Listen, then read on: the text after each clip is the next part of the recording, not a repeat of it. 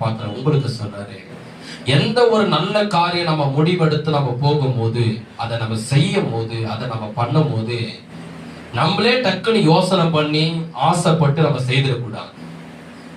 நல்ல அனுபவம் உள்ள ஆவிக்குரிய ஊழியக்காரிகிட்ட, இல்ல போதகர்கள்கிட்ட, ஆவிக்குரிய சகோதர சகோதரி கிட்ட, இல்ல குடும்பத்துல இருக்கிற அனுபவப்பட்டவங்க கிட்ட நம்ம ஆலோசனை கேட்கணும்.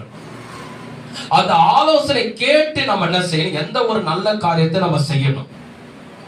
எனக்கு தெரியும், நான் பண்ணிடுவேன், என்னால முடியும் அப்படின்னு செய்திடக்கூடாது.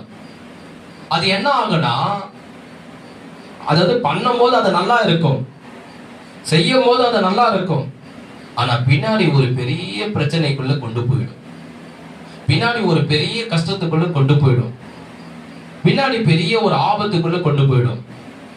நல்ல அனுபவம் உள்ள ஊழியக்காரங்கிட்ட, அனுபவம் உள்ள போதகர்கிட்ட, அனுபவம் உள்ள சத்தியம் உள்ள தெரிஞ்சுக்கிட்ட, இல்ல குடும்பத்துல இருக்கிற அனுபவம் உள்ள முதியோர்கிட்ட நம்ம ஆலோசனை கேட்டு எந்த காரியத்தை நம்ம செய்யணும்.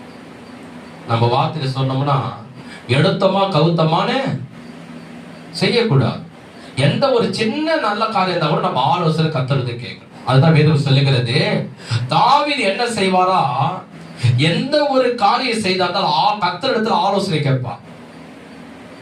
கர்த்தரிடத்துல ஆலோசனை கேட்டுதான் அவர் தாவீது எந்த ஒரு காரியத்தை அவர் செய்வார். ஒரு யுத்தத்தை கேட்டாரு. ஒரு யுத்தம் பாத்தீங்கன்னா, அமலேக்கியர் வந்து என்ன பண்ணிடுவான், தாவீது தேசத்தில் இல்லாத போது, அவங்க தேசத்துல வந்து அவங்க தேசத்துல இருக்கிற எல்லா ஜனங்களையும் சாகடித்து ஒன்று போட்டு, அவங்க குடும்பத்துல இருக்கிற மனைவிகளை பிள்ளைகள் என்ன பண்ணுவாங்க, அவங்க எல்லாம் சிறையா பிடிச்சு கொண்டு போயிடுவாங்க. சிறையா பிடிச்சு கொண்டு போன உடனே தாவீது யாருன்னா, பெரிய கோலியாத்தை வீழ்த்தினவர், கோலியாத்தை ஜெயித்தவர், பெலிஸ்தர்களை ஜெயித்தவர், மிகப்பெரிய படத்தளபதி, ராணுவ வீரர் பெலிஸ்தர்கள், அவர்களை ஜெயித்தவர்.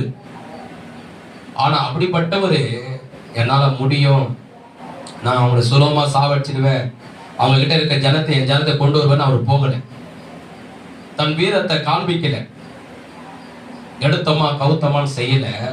ஆண்டவத்தில் ஆலோசனை, ஆண்டவரே அவனை பின்தொடரட்டுமா, அந்த யுத்தத்துக்கு போகட்டுமா, நான் ஜெயிப்பேனா, என் ஜனத்தை என் கையில கொடுப்பியா, என் சத்துருக்களை நான் தோற்கடிப்பேனா சொல்லி ஆண்டவரிடத்தில் ஆலோசனை கேட்கிறார். யாரு? தாவீது ராஜா.